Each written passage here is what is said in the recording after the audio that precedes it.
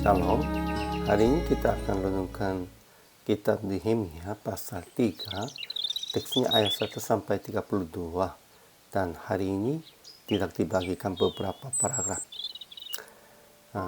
Tembok Yerusalem dibangun kembali dengan cara gotong royong.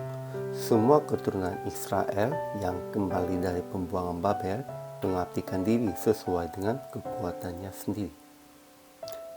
Kesimpulannya, Nehemia membimbing pekerjaan bangun kembali tembok dengan metode gotong royong.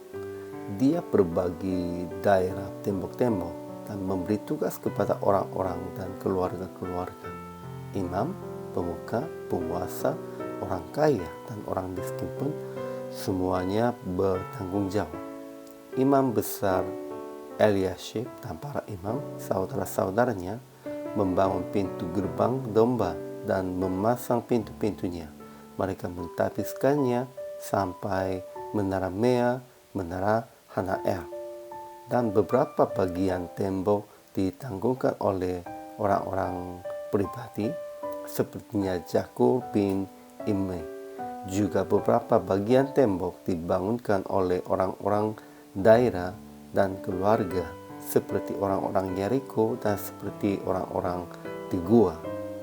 Dalam mereka juga ada orang-orang asongan seperti Uziel bin Harhaya, salah seorang tukang emas, dan Hananias, seorang juru campur rempah-rempah.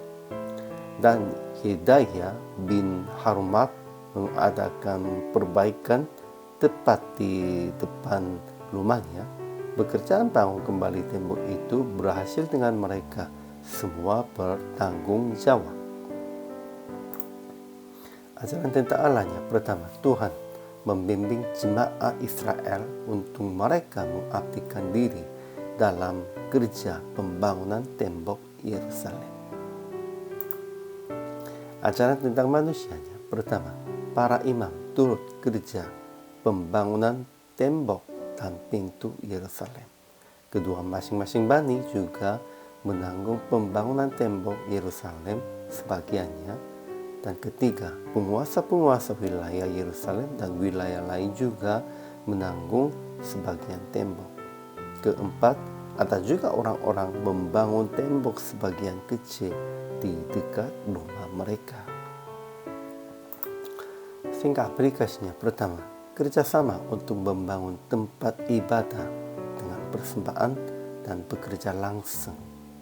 Kita harus menanggung jawabnya itu. Kedua, menanggung sebagian dengan kekuatan secukupnya Anda. Ya, menanggung sebagian dengan kekuatan Anda-nya namun secukupnya. Ketiga, mengatur semua hal dengan bijaksana dari Tuhan. Nehemia semuanya mengaturnya dengan bijaksana dari Tuhan, sehingga itu sudah bagi-bagi kepada orang-orang dan akhirnya berhasil. Demikian itu kita juga harus mengatur semua hal dengan bijaksana dari Tuhan. Jadi PR praktik hari ini, mengabdikan diri dan mengikuti kerja Tuhan dengan menanggung sebagian dengan kekuatan secukupnya Anda. Memang kekuatannya beda. Ada kekuatannya yang besar, ada yang kekuatannya hanya sedikit, yang kecil. Namun itu sesuai dengan kekuatan aja. Tetap menanggung jawab, tetap mengikutinya gotong royong. Pada waktu itu, kerja Tuhan pasti akan berhasil di dalam pengabdian saudara-saudara. Hari ini juga selama melayani, Tuhan Yesus memberkati.